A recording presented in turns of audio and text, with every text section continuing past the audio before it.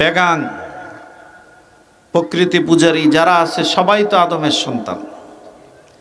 তাহলে আমরা ওয়ারিস পাইলে তারা পাবে না কেন? ইসলামী সম্পত্তি বন্টনের একটা নিয়ম আছে, সেটা হলো সন্তান বাবার ওয়ারিস পায়, স্ত্রী স্বামীর ওয়ারিস পায়, স্বামী স্ত্রীর ওয়ারিস পায়, কখনো কখনো ভাতিজারা চাচার ওয়ারিস পায় যদি চাচার ছেলে না থাকে। কোনো একজন সন্তান ইয়াবা অ্যাট্রাক্টেড, মাদকাসক্ত, তার বাবার কোটি কোটি টাকা, সে যদি চিন্তা করে যে কবে আমার বাপ ইন্তেকাল করবে আর আমি মনের মতন গাঁজা সেবন করব, আগেই বাপরে মেরে ফেলি, তাহলে ইসলাম বলে ওই কুলাঙ্গার সন্তান ওই বাবার ওয়ারিসের সম্পদ পাবে না। কেন? সেই হচ্ছে বাবার চূড়ান্ত অবাধ্য সন্তান, যে বাপকে হত্যা করে ফেলছে। ওই স্ত্রী স্বামীর ওয়ারিস পাবে না যে স্ত্রী তার স্বামীরে খুন করে। ওই স্বামী স্ত্রীর ওয়ারিস পাবে না যে স্বামী তার স্ত্রীরে খুন করে। এটা শরীয়তের আইন, এটা শরীয়তের। ঠিক তদ্রূপ আমরা বলি সকল ধর্মের লোক, নাস্তিক, মোরতাদ, কাফের, মুশরিক সবাই আদমের সন্তান, তবে মুসলমানরা হচ্ছে একমাত্র আদমের সুসন্তান। এজন্য মুসলমানরাই ওয়ারিসের সম্পদ পাবে, আর কেউ পাবে না। তবে আমরা যে জান্নাত পাবো এটাই আজকে আমাদের আলোচনার বিষয়। যেমন মাদারীপুরের মোস্তফাপুর থেকে সামনের দিকে গেলে রাজৈর, তারপরে টেকেরহাট, তারপরে ছাগলছড়া, তারপরে ভাঙা, তারপরে মালিগ্রাম, তারপরে পাচ্চর, তারপর পদ্মা সেতুর টোল, তারপরে পদ্মার ওই পার, শ্রীনগর, হাসারা, পুস্তগলা, যাত্রাবাড়ি, গুলিস্তান, তারপরে ডান দিকে তাকাইলে বাইতুল মুকাররম। এই কথাগুলো বলার সাথে সাথে আপনাদের ব্রেনে এই জায়গাগুলোর ছবি ভাইসা উঠছে না? আপনারা কথা বুঝেন তো? ভাইসা উঠছে না? ঠিক মানসিকভাবে আমরা কিছু সময়ের জন্য গুলিস্তান চলে গেছিলাম, আমরাও আজকে মানসিকভাবে আল্লাহর জান্নাতে চলে যাব ইনশাআল্লাহ। কারা কারা যাবেন হাত উঠান, লিল্লাহি তাকবীর, হাত নামান। এই যে আমরা আল্লাহর জান্নাতে যাব, আগে একটা শয়তানের ধোঁকার কথা বলি। শত্রু সম্পর্কে প্রথমে সচেতন করলে এটা উপকার বেশি হয়। বুখারী শরীফের এক হাদিস আসছে, দুনিয়ায় যখন বাচ্চা ভূমিষ্ঠ হয় তখন বাচ্চা যে ওয়া করে কায়দা দেয়, এটা কেন? শয়তান তার শরীরে এসে চিমটি দেয়। শোনেন নাই কোনোদিন? ওই হাদিসে আছে ইল্লা ঈসা ইবনে মারইয়াম, শুধুমাত্র মারিয়াম আলাইহিস সালামকে শয়তান ওই চিমটি কাটেন নাই, আর নাহলে সকল মানুষকে, আমাদের নবী তো তুলনার ঊর্ধ্বে, সকল মানুষকে শয়তান জন্মের পরে একটা চিমটি কাটে আর বাচ্চা কাইদে দেয়। কারণ কি? আমি যদি সেই নারায়ণগঞ্জের থেকে আইসা বলি যে আমি মাদারীপুর এলাকায় রাজত্ব কায়েম করব, এই এলাকার বড় লিডার যে আছে সে আমারে ডাইকে নিয়ে বলবো সাবধান, আমি কিন্তু আছি এইখানে, ঠিক কিনা বলেন? তো বনি আদম যে ইবলিসের শত্রু, ইবলিস তো প্রথমেই বলছে আল্লাহ আপনি যেহেতু এর জন্য আমারে বিতাড়িত করছেন, ফাআনজিরনি ইলা ইয়াউমি ইউবাসুন, আমাকে কিয়ামত পর্যন্ত হায়াত দেন, আমি তার রগের রেশায় ঢুইকা ঢুইকা তারে যাতে ধোঁকা দিতে পারি। শুধু তাই কি? শুধু তাই না, সাম্মালাতিয়ান্নাহুম মিন বাইনি আইদিহিম ওয়া মিন খালফিহিম ওয়া আন শিমালিহিম। আল্লাহ বলে গোলাম শয়তান তোমার ডান দিক থেকে আসবে, বাম দিক থেকে আসবে, সামনে থেকে আসবে, পিছনে থেকে আসবে, হাত্তা মাজরাইদ্দাম, এমনকি তোমার রগের শিরা উপশিরায় পর্যন্ত শয়তান প্রবেশ করবে। পৃথিবীতে আমার আপনার আগমনের পর শয়তান জানান দিয়েছে, ও বনি আদম তুমি কিন্তু নিরাপদ না, তুমি কিন্তু একেবারে নিরাপদ থাকতে পারবে না, আমি একজন তোমার শত্রু আছি। শয়তানের সবচাইতে বড় ধোঁকা হচ্ছে এই মজলিসে আমার মতো এমন অনেক পাপী থাকতে পারে, আমার ধারণা এমন নাই। আমরা যখনই গুনাহ করি আমাদের দিলে শয়তান এই কথা জাগ্রত করে দেয়, ও আব্দুল্লাহ, ও আব্দুর রহমান, তুমি যেহেতু মুসলমান কালিমা পড়েছো, একদিন না একদিন তুমি আল্লাহর জান্নাতে যাইবা, সুতরাং এখন একটু গুনাহ করো, পরে আবার তওবা করবা। ঠিক বললাম? এই ধোঁকার মধ্যেই তো দুনিয়ার বেশিরভাগ মুসলমান আছে। তবে বন্ধু, জান্নাতে রওনা হওয়ার আগে একটু ভালো করে বুঝতে হবে আমাদের, এই দুনিয়াতে রাজনৈতিক সরকার বিরোধী মিছিল থেকে যদি কাউকে গ্রেফতার করা হয়, তাহলে তারে মিছিল থেকে নিলে সর্বোচ্চ 72 ঘন্টা গারদে রাখে। কাউরে যদি চোর সন্দেহে, ডাকাত সন্দেহে গ্রেফতার করা হয়, 44 সন্দেহভাজন আসামি সর্বোচ্চ 1.5 মাস আদালতে থাকবে। কাউরে যদি রিমান্ড দেওয়া হয় 3 দিনের জন্য, 24 ঘন্টার জন্য, 1 সপ্তাহের জন্য রিমান্ড দেওয়া হয়। দুনিয়ার যুবক, দুনিয়ার বাবা, দুনিয়ার মা, আমরা যারা মনে করি আমি কালিমা পড়েছি, কিছুদিন জাহান্নামে থেকে তারপর জান্নাতে যাব, ওই কিছুদিনটা কত এটা একটু বুঝেন। আমার আল্লাহ কোরআনে বলেন, লাবিথিনা ফিহা আহকাবা। আহকাবা মানে বহু বছর, 1 হোক বা 2,88,00,000 বছর। এটাকে যদি 3 দিয়ে পূরণ দেওয়া হয়, তাহলে কমপক্ষে 7,88,00,000 বছরের, অর্থাৎ 8 কোটির বেশি হয়ে যাবে।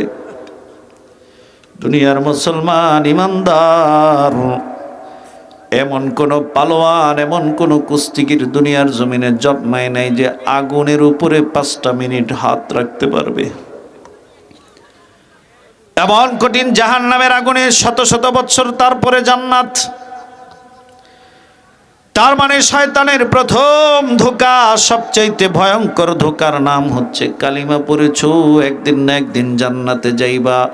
এটা সবচেয়ে বড় শয়তানের ধোঁকা। কথা বলেন ঠিক কিনা?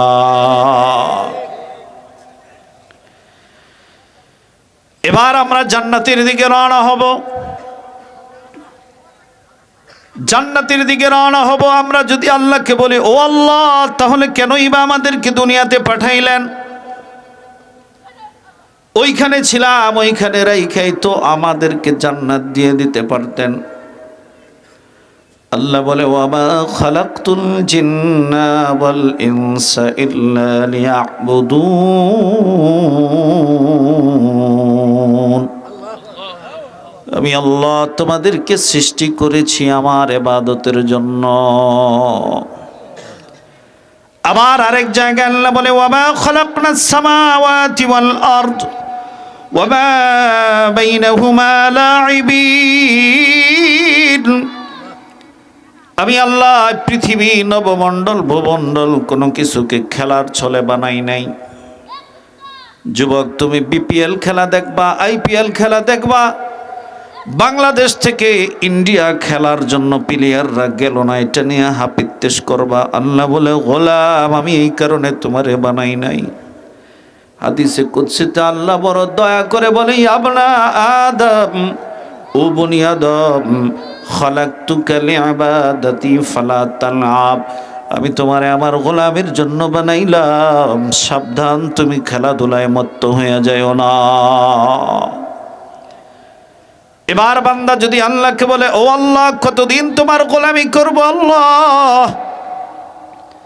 শুধুই কি শবে বরাতের রাত্র আসলে বেশি গোলামি করব? শুধুই কি জুমার দিনে গোলামি করব? শুধুই কি রমাদানে গোলামি করব? 1 বছর গোলামি করব না 2 বছর গোলামি করব? আল্লাহ বলে, গোলাম, ওয়া'বুদ রাব্বাক ওয়া'বুদ রাব্বাকা হাত্তা ইয়াতিয়াকাল ইয়াকিন।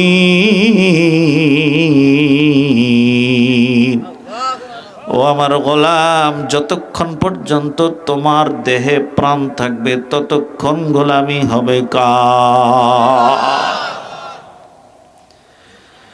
এবার বান্দা বলে, আল্লাহ এত গোলামি, তারপরে আমাদের ফলাফল কি? আল্লাহ বলে, আমি আল্লাহ সবার জন্য মৃত্যু নির্ধারণ করে রাখলাম। কুল্লু নাফসিন যায়িকাতুল মাউত, সবাইকে মৃত্যুর স্বাদ আস্বাদন করতে হবে। এমন কি ঈসা নবীকে আল্লাহ চতুর্থ আসমান থেকে দুনিয়ায় আমাদের নবীর উম্মত হিসেবে পাঠাবে। বলে ঈসা নবীর আবার কেন দুনিয়ায় নামাবে? আল্লাহ বলে, বাররাফাহুল্লাহু ইলাই, আমি আমার ঈসা পয়গম্বররা জীবিত আসমানে উঠাইছিলাম, তার মৃত্যুটা বাকি আছে, এটা ঘটানোর জন্য আসমান থেকে নামায় নিয়ে আসবো। কোন বান্দা যদি বলে, আল্লাহ আমি যদি পালিয়ে ইন্ডিয়া চলে যাই, আমি যদি কানাডা চলে যাই, সেখানে আমার মরণ আমাকে স্পর্শ করবে নাকি? আল্লাহ বলে, হাবিব আপনি বলেন, কুল ইন্নাল মাউতাল্লাযী তাফিররুনা মিনহু ফাইন্নাহু মুলাকীকুম, আপনি বলেন যেখানেই তুমি পালাইবা বান্দা, সেখানেই তোমাকে মৃত্যু ধরবে। বান্দা বলে, আল্লাহ মৃত্যু আসার সময় যদি আমি 5টা মিনিট সময় চাই কিছু সম্পদ উইল করে দেওয়ার জন্য। মালাকুল মউত দেখলে মানুষ বলবে, লাউলা আখারতানি ইলা আজালিন করিব, আল্লাহ আমাকে কিছু সময় দেন, আমি সদকা করব, আমি কিছু নেক কাজ করব। আল্লাহ বলেন, ওয়ালা ইউআখিরুল্লাহু নাফসান ইযা জাআ আজালুহা ওয়াল্লাহু খাবীরুম বিমা তা'মালুন, এক মুহূর্ত সময় দেওয়া হবে। বান্দা বলে, আল্লাহ আমি যদি লোহার সীসা ডালা প্রাচীরের ভিতরে লুকায়া যাই, আল্লাহ বলে, ওয়ালাউ কুনতুম ফি বুরুজিম মুশাইয়াদা, সেখানেও তোমারে মালাকুল মউত ধরবে। এমন ভাবে ধরবে, এমন ভাবে ধরবে, এই জায়গায় যখন আত্মাটা চলে আসবে, তখন ফেরেশতা বলবে, ও গোলাম, কে তোমাকে বাঁচাবে, কে তোমাকে বাঁচাবে? বান্দারা বড় অসহায় হয়ে বলবে, ওয়াজান্না আন্নাহুল ফিরাক, আমার তো এখন আল্লাহর কাছে যাওয়া ছাড়া আর কোনো উপায় নাই।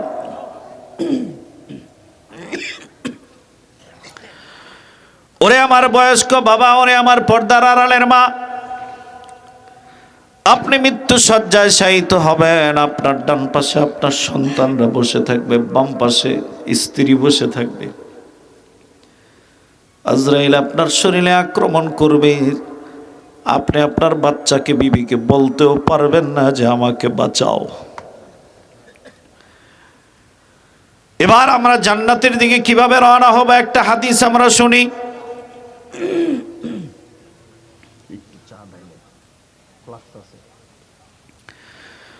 মুসনাদে আহমদ একটা হাদিসের কিতাব, এই বিশাল বড়, ওইখানে একটা হাদিস আছে হযরতে বারা ইবনে আযিব রাদিয়াল্লাহু তাআলা আনহু থেকে বর্ণিত।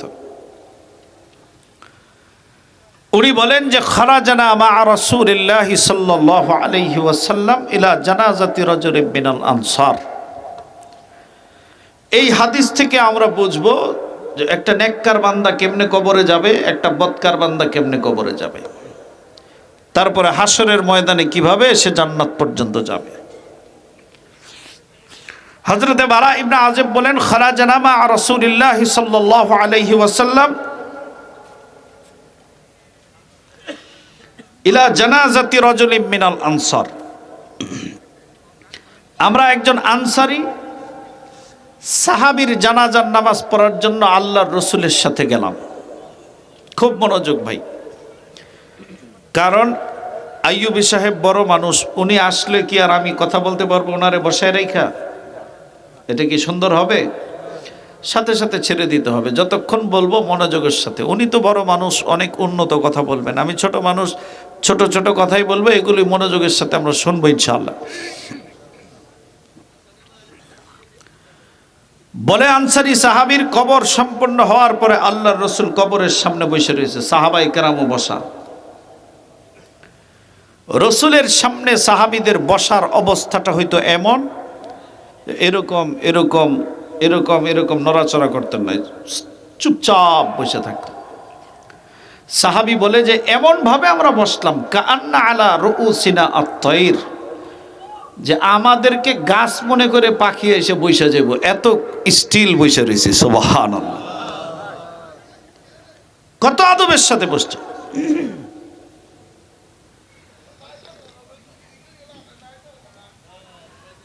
আর তিনি বলেন যে আমি দেখলাম আল্লাহর রসুলের হাতে একটা কাঠি, ইয়ানকুতু বিহি আলাল আরদ, এটা দিয়ে রসুল জমিনে আঁকাআঁকি করতেছে। হঠাৎ করে উপরের দিকে ভারাক্রান্ত ভাবে মাথা উঠাইলেন, মাথা উঠায় বললেন ইস্তাদিনু মিন আযাবিল কবর, এই যে কবর দেখছো এর থেকে, এর আযাব থেকে আল্লাহর দরবারে তোমরা পানাহ চাও।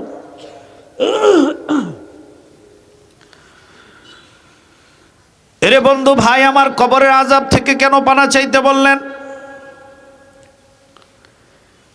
এই কবর বড় ভয়ঙ্কর জায়গা, এটা আখিরাতের সর্বপ্রথম মঞ্জিল।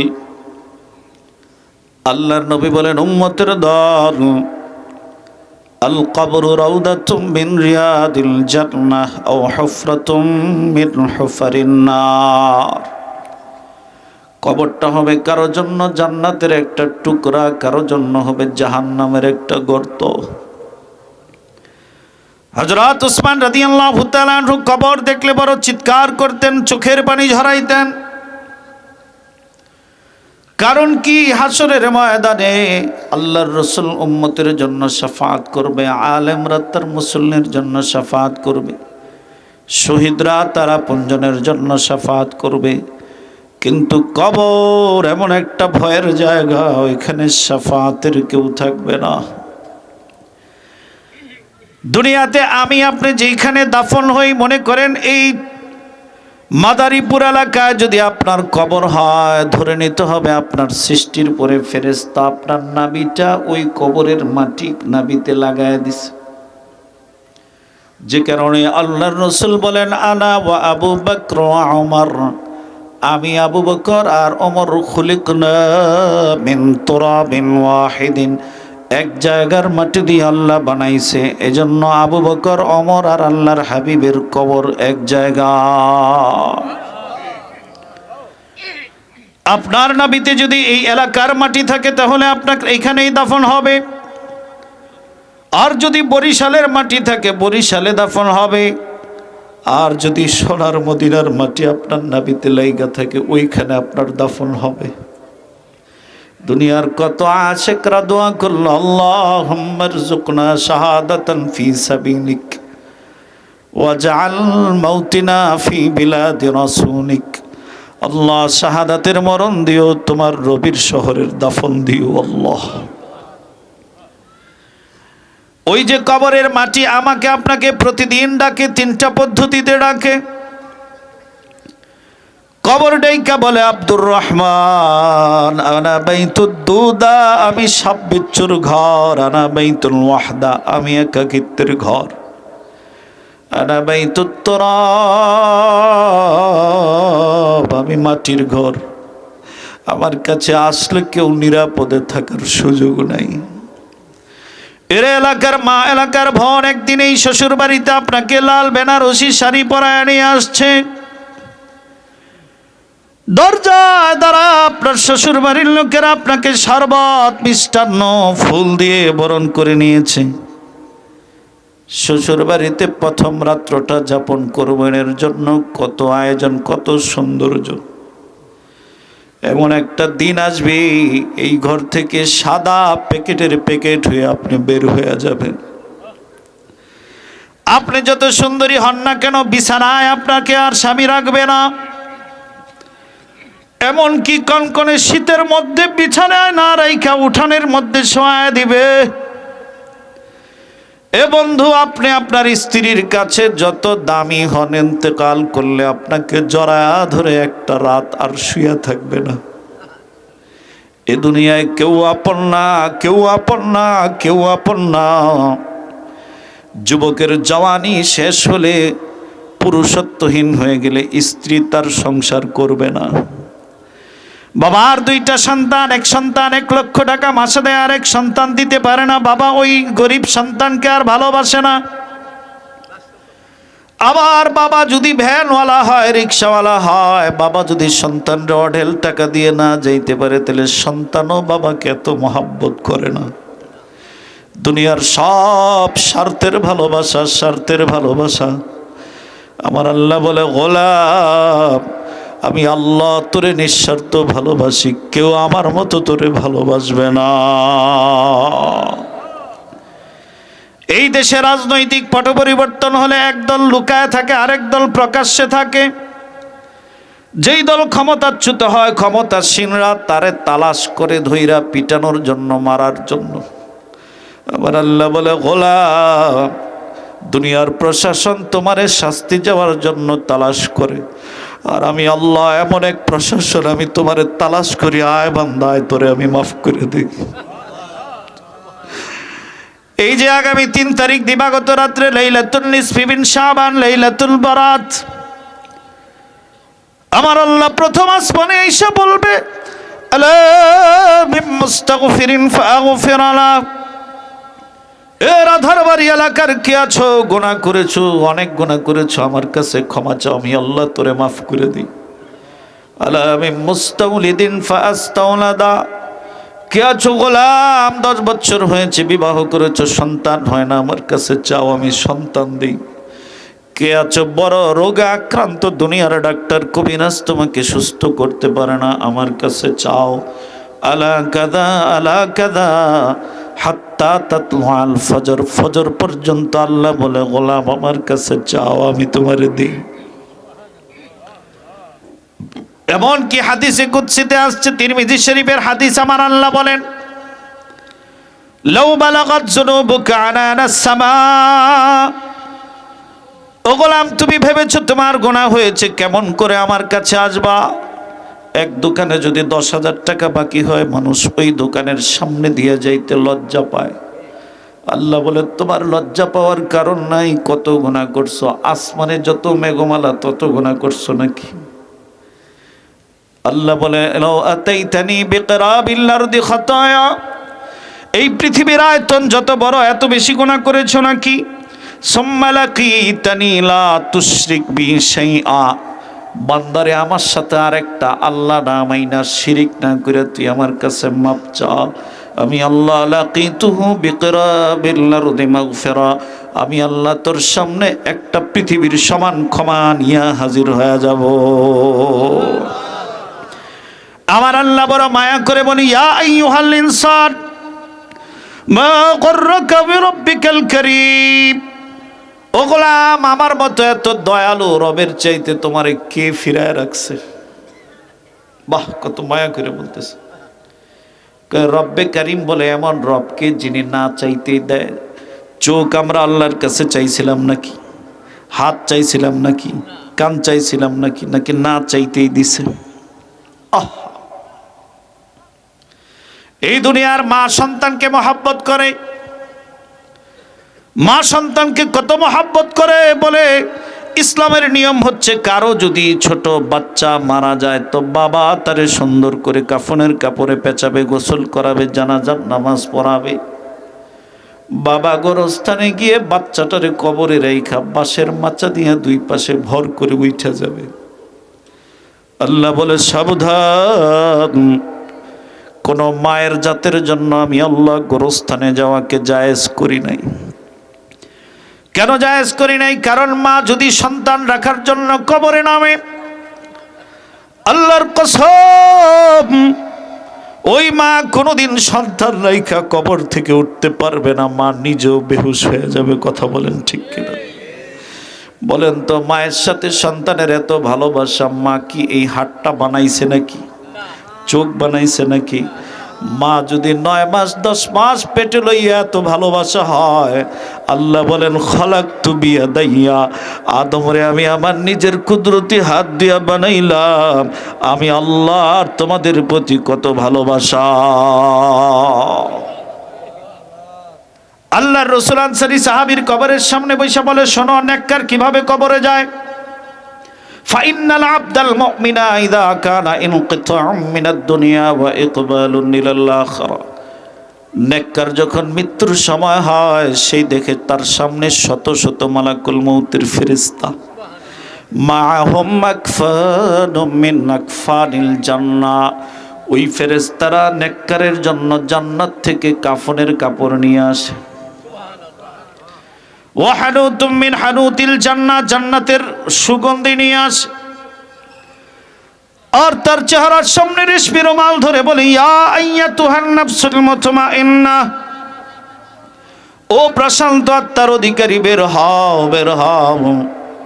ইরজিই ইলা রাব্বিকা রাদিয়াতাম মারদিয়া, তোমার রব তোমার উপরে আনন্দিত, তুমিও আনন্দের সাথে চলো। হাবিবি কিবরিয়া আরো সুন্দর করে উদাহরণ দিয়ে বলেন,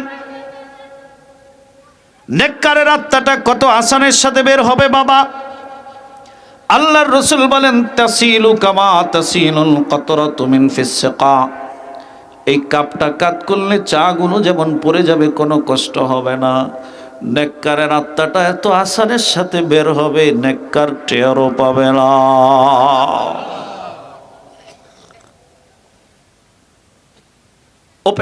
আপনাদের অসুবিধা হইতেছে না তো? ওপেন হার্ট সার্জারির রোগী এইখান দিয়ে করাত দিয়ে হাড্ডি কাইটে ফেলে, যদি ব্যথা পাইতো জীবনে করা যাইত? এখন তো সুন্নতে খাতনাও অবশ করে করায়, ঠিক কিনা বলেন? কেন ব্যথা পায় না বলেন তো?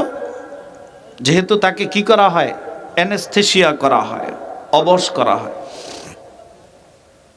ঠিক নেককারদেরকে একটা রুমাল দিয়া, এই যে ফাঁসির যে রুমাল দেয়, এরকম রুমাল চেহারার মধ্যে দিয়া তারপরে জান কবজ করা হবে, যাতে সে টের না পায়। কিন্তু আফসোস, যাদের চেহারায় সুন্নতি দাড়ি থাকবে না, তাদের রুমালটা ফিটিং হইতে যাবে না। রে বন্ধু, দুনিয়া থেকে কবরে মানুষরা আনা হবে, আমাদের জানা নাই এখানে কার জন্য কবরের কাফনের কাপড় দোকানে চলে আসছে, কার জন্য বাসের যাওয়ার অপেক্ষা করতেছে যে আমাকে ব্যবহার করবে। কবরে যাওয়ার সময় একটা মেসওয়াক মানুষ কাফনের কাপড়ের ভিতরে দিবে না, একটা তসবিহ মানুষ দিবে না, একটা জায়নামাজ দিবে না। কবরে যাবে একমাত্র সুন্নত, সেটা হচ্ছে দাড়ি। আমরা আপনারা সকলেই জানি, মুসা আলাইহিস সালাম ফেরাউনের নির্যাতনের পরে সমুদ্র পার হয়ে চলে আসছে, ফেরাউন সমুদ্রে ডুবে গেছে। এই ওয়াজ সবাই জানি। মুসা আলাইহিস সালাম যখন নীল দরিয়া পার হয়ে মিশর এই পাশে চলে আসছে, মুসা নবী দেখে ফেরাউনের এক বড় চামচা, যার নাম সামিরি, ফেরাউনের একটা চামচিকা, যে মুসা নবীকে সবসময় কষ্ট দিত। মুসা নবী আল্লাহরে বলে, আল্লাহ, তাদের যন্ত্রণায় এলাকা সাল্লাম, এখন ওদি এক শয়তান আমার সাথে কেমনে আসলো? আল্লাহ বলে, মুসা তাকায় দেখো, তার চেহারার ভিতরে তোমার চেহারার মতো দাঁড়িয়ে আছে। আল্লাহু আকবার বলেন। ও মুসা, আমি আল্লাহ, আমার একটা পয়গম্বরের চেহারার সাথে যার মিল আছে, তারে নীল দরিয়ায় ডুবায় মারতে আমার লজ্জা লাগছে। এর রাধারবাড়ি এলাকার যুবক, পায়ে ধরি তোমারে, তুমি একটু বুঝাও। মুসা নবীর ব্যাপারে আল্লাহর নবী বলেন, আমার জীবদ্দশায় যদি মুসা নবী দুনিয়ায় থাকতো, সেও আমারে নবী মানত। তাহলে এত দামি নবী, নবীদের নবী, ইমামুন নবী, এমন দামি নবীর সুন্নত যদি কারো চেহারায় জায়গা পায়, তার ফজিলত, তার ফায়দা আরো বেশি হবে কিনা বলেন? আজকের মজলিসে একজন ভাই কি হাত উঠায় আল্লাহকে দেখাবেন যে আমি আর দাড়ি কাটবো না? একজন যদি দেখান, মনে করব যে মাহফিল সফল। একজন বলেন যে আমি আর দাড়ি কাটবো না। একজন হাত উঠায় দেখান, আমি আর দাড়ি কাটবো না আজকের থেকে। একজন নিয়ত করেন, একজন নিয়ত করেন, শুধু একজন ভাই নিয়ত করেন যে আল্লাহ আজকের মাহফিল থেকে আমি নিয়ত করলাম যে আর এই নবীর সুন্নাহর মধ্যে হাত দিব না। হাবিবি কিবরিয়া বলেন যে নেককারের আত্মাটা এইভাবে কবজ করা হবে, ফায়াসাদুনা বিহি ইলা সামা, জান্নাতি রেশমি রুমালে পেঁচায় আসমানের দিকে নিয়ে রওনা হবে। আসমানের অন্যান্য ফেরেশতারা বলবে এই প্যাকেট থেকে এত সুঘ্রাণ কেন? সুবহানাল্লাহ। মালাকুল মউতের ফেরেশতারা বলবে কেন সুঘ্রাণ? বলে এই আত্মার থেকে ঘ্রাণ আমাদের নাকে চলে আসছে।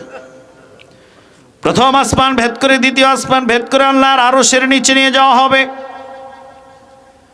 আমার আল্লাহ ফরমান জারি করে দিবেন, উকতুবু কিতাবা আবদি ফি ইল্লিয়িন, এই বান্দার আমলনামাটা উঁচা জায়গায় রেখে দাও, জান্নাতে রেখে দাও। ফেরেশতারা বলবে আল্লাহ তার রূহটা কি করব? আল্লাহ বলবে এটা কবরের ভিতরে তার শরীরের ভিতরে দিয়ে দাও। ফায়াতিয়ানিহি মালাকান, দুইজন ফেরেশতা তার কবরে আসবে। ফায়াকউদাহু, তারে ধইরা বসাবে। আর ফেরেশতা প্রশ্ন করবে মার রব্বুকা ওয়া মা দীনুকা ওয়া মান হাদার রাজুলুল্লাযী বুইসা ফীকুম, তোমার রব কে, তোমার দিন কি? নেককার বান্দা চিৎকার করে বলবে রব্বি আল্লাহ, আমাদের রব কে।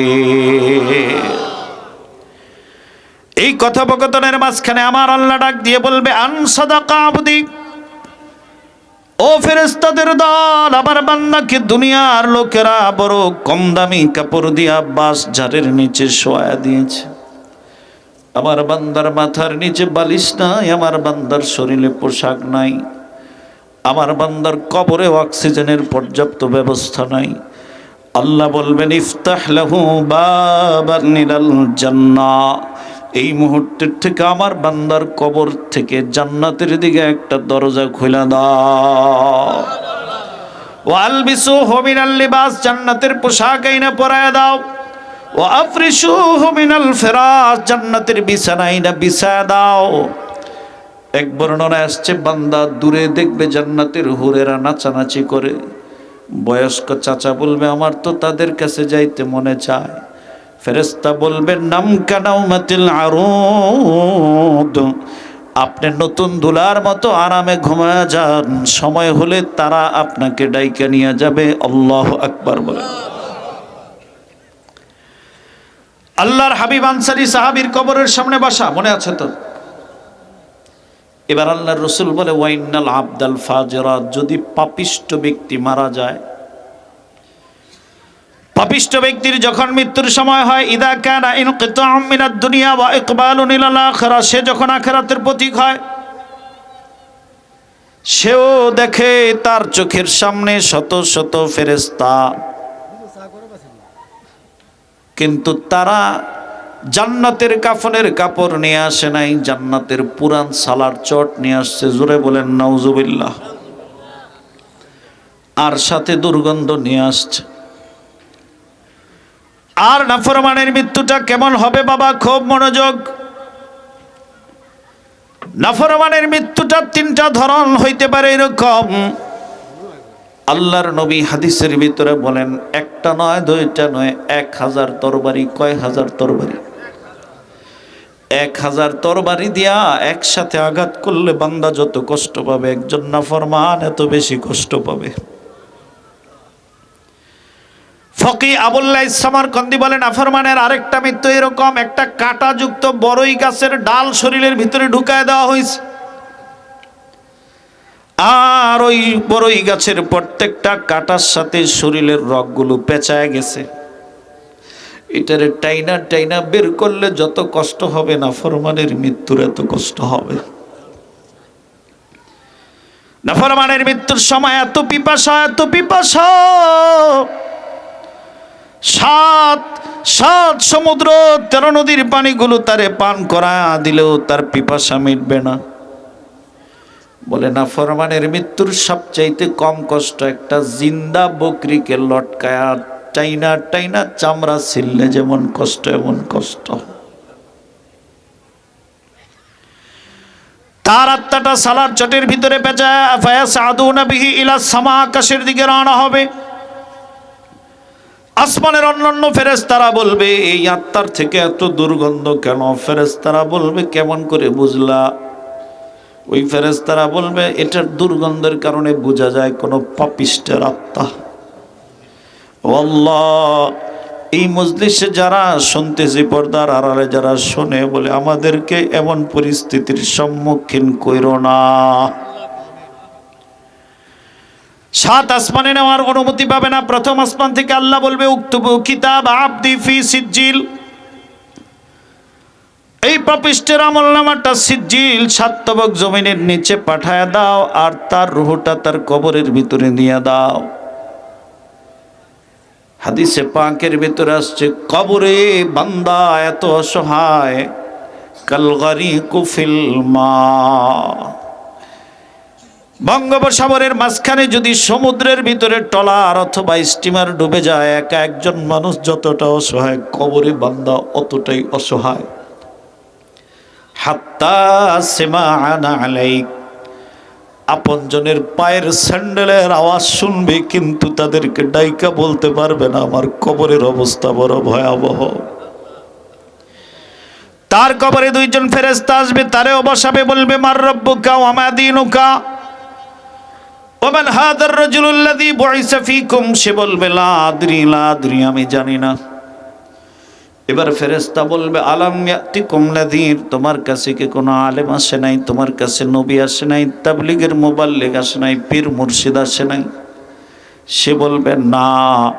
আমার আল্লাহ বলবে আনকাযাবা আবদি, মিথ্যাবাদী মিথ্যা বলতেছে। ইফতাহ লাহু বাবান ইলান নার, জাহান্নামের দিকে তার একটা দরজা খুলে দাও। ওয়ালবিসুহু মিনান নার, জাহান্নামের পোশাক তারে পরায় দাও। ওয়াফরিশু লাহু মিনান নার, জাহান্নামের আগুনের বিছানা বিছায়া দাও। চতুর্দিক থেকে আগুনের ভিতরে পড়বে। আল্লাহর নবী বলেন ওয়ায়ুসাল্লিতু আলাইহি সুদান, এমন একটা অজগর সাপ তার কবরে ঢুকায় দিবে। আইনা মিনান নার, ওই অজগর সাপের চক্ষুগুলো হবে আগুনের। আসফারুহু মিনাল হাদিদ, আঙ্গুলের নখগুলো হবে লোহা। এমন ভাবে ফেরেশতা, বদির ফেরেশতা, অন্ধ ফেরেশতা তারে পিটাবে। ফায়াসিহু সাইহাতান, দুনিয়ার সবাই তার চিৎকার শুনবে, শুধুমাত্র মানুষ আর জিন শুনবে না। এজন্যই তো দেখা যায় গোরস্থানের গরুগুলো মাঝে মাঝে পাগলের মতো দৌড়ায়, গোরস্থানের ছাগলগুলো মাঝে মাঝে পাগলের মতো দৌড়ায়। এ মুসলমান ভাই আমার, বাবা আমার, এভাবে কিয়ামত পর্যন্ত তার আযাব চলবে। আপনাদেরকে হাদিস থেকে একটা ঘটনা শোনাই। আল্লাহর নবীর এক সাহাবীর নাম সাদ ইবনে মুআজ রাদিয়াল্লাহু তাআলা।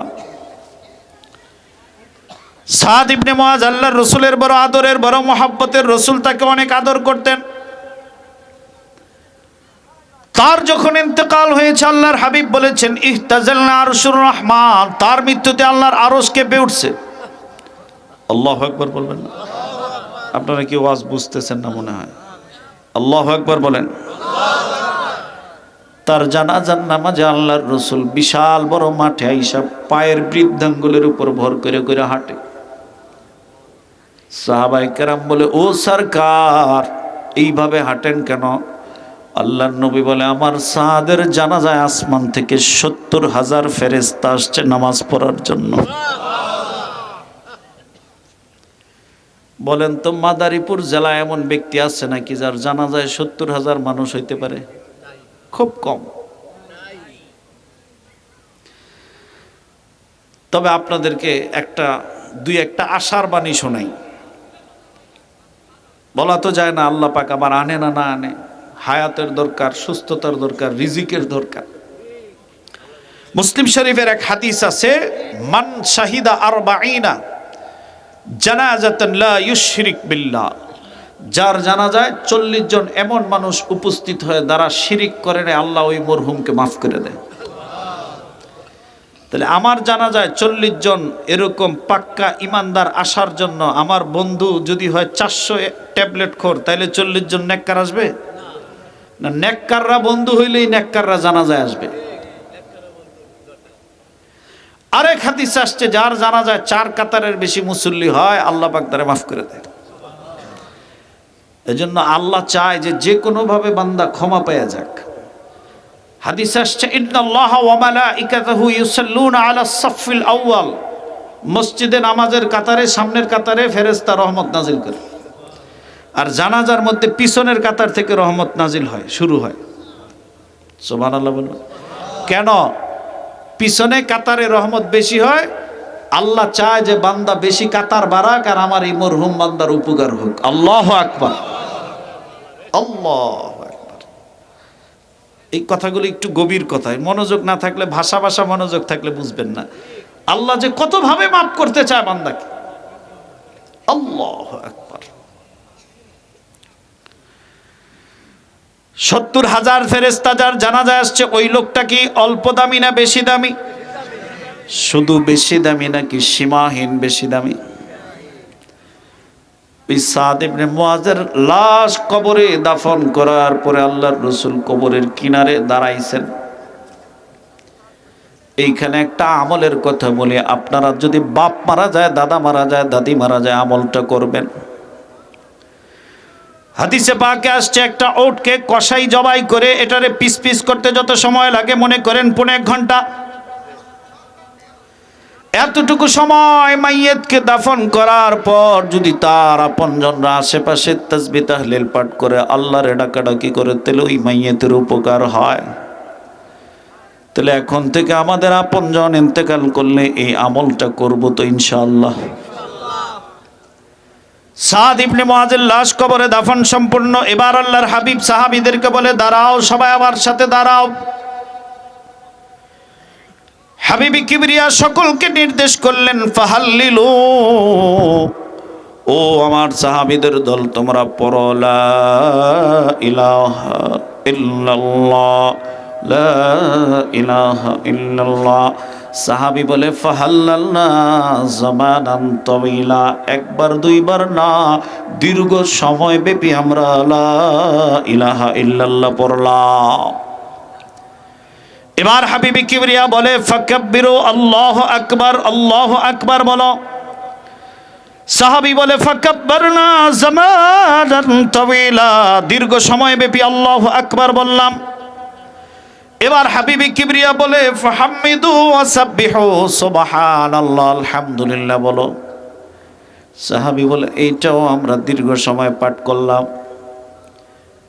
এবার একজন সাহাবী বলে, ও সরকার, এত লাশ আপনার সাথে আমরা মিলিত হয়ে দাফন করলাম, আর কখনো তো এমন আমল করার না, আজকে কেন এমন আমল করাইলেন? আল্লাহর রাসূল বলে, আমি দেখলাম, আমাকে আল্লাহ দেখাইলো আমার সাদের কবরটা দুই পাশ থেকে তারে চাপ দিতেছে।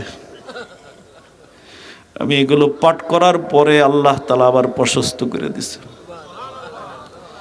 মুসলমান বন্ধু, আমি আপনি কোন ভরসায় কবরের দিকে আগাইতেছি? সাহাবীর কবরে যদি আমার হালত হয়, আমার আপনার কবরে কি হবে?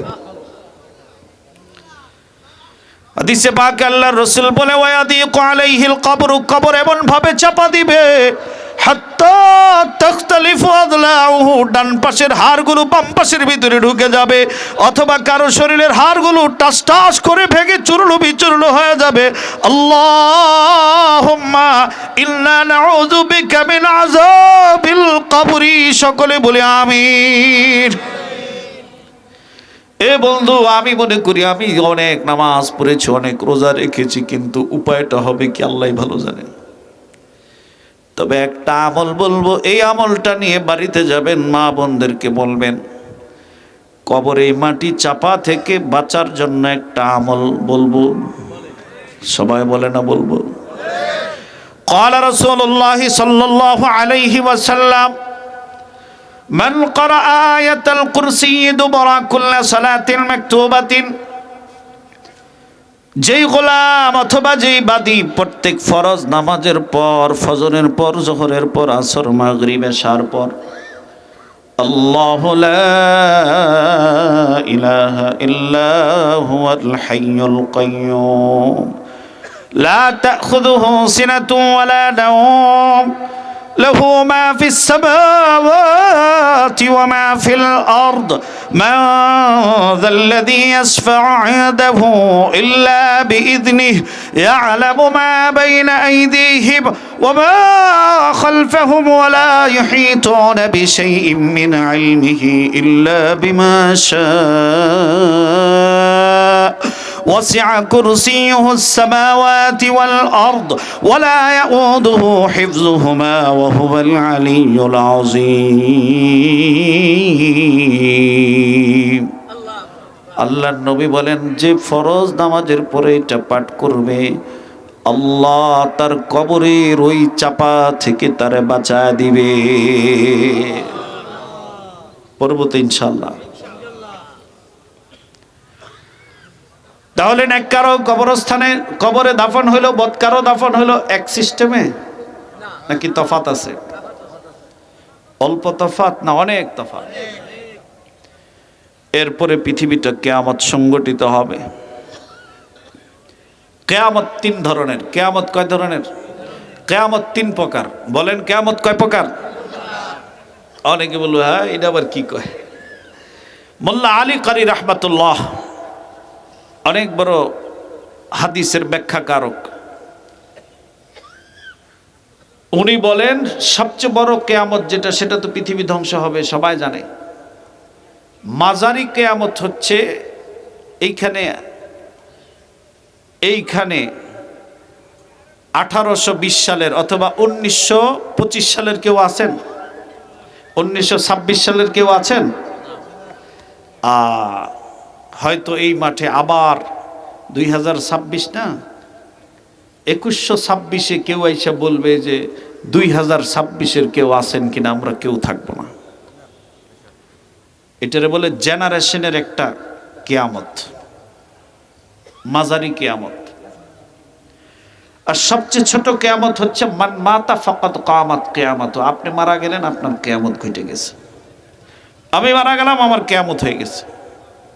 কারণ আমার আপনার ইন্তেকালের পরে এই রাধারবাড়ি এলাকা পুরাটা স্বর্ণ দিয়ে বাদাই করলে আমার আপনার কবরে কোনো ফায়দা হবে? ওই সময় যদি সিটি হয় ইউরোপ আমেরিকার মতো হয়, আমার আপনার কোনো ফায়দা হবে? সব মানুষ কবরের ভিতরে গেল, একটা মানুষকেও আল্লাহ মৃত্যুর হাত থেকে বাঁচার সুযোগ দিবে না। ইসরাফিল আলাইহিস সালাম সিংহায় ফুৎকার দিবে, আওয়াজ বিকট হইতে থাকবে, বাড়তেই থাকবে, বাড়তেই থাকবে। এত আওয়াজ, এত আওয়াজ, সর্বপ্রথম দুর্বল গরু মহিষগুলো একটা একটা করে মারা যাবে। তারপরে দুর্বল মানুষগুলো আস্তে আস্তে মারা যাবে। আমার আল্লাহ বলেন কীট পতঙ্গের মতো ছোট ছোট পোকা মাকড়ের মতো মানুষ মরে পড়ে থাকবে। জমিনে মানুষ দাঁড়ায় থাকতে পারবে না। আজকে এখানে তো আমরা বসে আছি, এমন বসে থাকা যাবে না।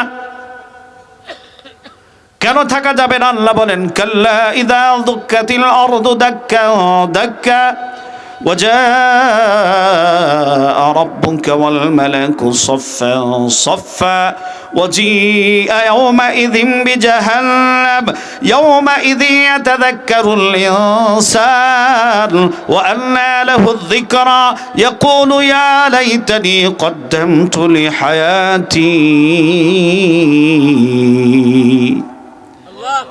এই জমিনটা পাউডারের মতো হয়ে যাবে, চোরাবালির মতো হবে, দাঁড়াইলে নিচে চলে যাবে। কোন চালাক মানুষ যদি বলে ঠিক আছে জমিন যেহেতু পাউডার হয়ে যাবে, আমি বড় বড় পাহাড়ে আশ্রয় নেব, আমার আল্লাহ বলেন ওয়াইদাল জিবাল, বিশাল পাহাড়গুলো দক্ষিণা বাতাসে শিমুল তুলা উড়ায় দিলে যেমন উড়ে যায়, এইভাবে উঠতে থাকবে। প্যারিসের আইফেল টাওয়ার, দুবাইয়ের বুরুজ খলিফা, হিমালয় পর্বত সহ যত শক্ত শক্ত পাহাড় আছে সব উড়ে ভস্ম হয়ে যাবে। এবার আরো সচেতন কোন মানুষ যদি বলে আমি বিরাট বড় স্টিমার নিয়ে বঙ্গোপসাগরে ভাসতে থাকবো, যেহেতু জমিন রেজা রেজা হয়ে যাবে, পাহাড় উড়ে যাবে, সাগরে তো আর কিছু হবে না। সাগর কত বিশাল, সাগরের পানি কত বেশি। আমাদের বাংলাদেশের আমাদের বাংলাদেশের যে বঙ্গোপসাগর, ওইখানে আমাদের বাংলাদেশের সীমানা প্রায় 400 কিলোমিটার। আল্লাহু আকবার বলেন। কোন মানুষ যদি সাগরে ভাসতে থাকে বড় স্টিমার নিয়া, আল্লাহ বলে গোলাম ওয়া ইযাল বিহারু ফুজ্জিরাত, 5 লিটারের একটা কেটলির ভিতরে আধা লিটার পানি গরম করলে আস্তে আস্তে এটা বাষ্প হয়ে উড়ে যাবে। এই সব সমুদ্রের পানি, পদ্মা, মেঘনা, যমুনার পানিগুলো গরম হইতে হইতে বাষ্প হইয়া শেষ হয়ে যাবে। এবার কেউ যদি বলে আমার প্রাইভেট হেলিকপ্টার আছে, আমার বিমান আছে, আমি আকাশে ভাসতে থাকবো, আমি আকাশে ভাসবো, আল্লাহ বলে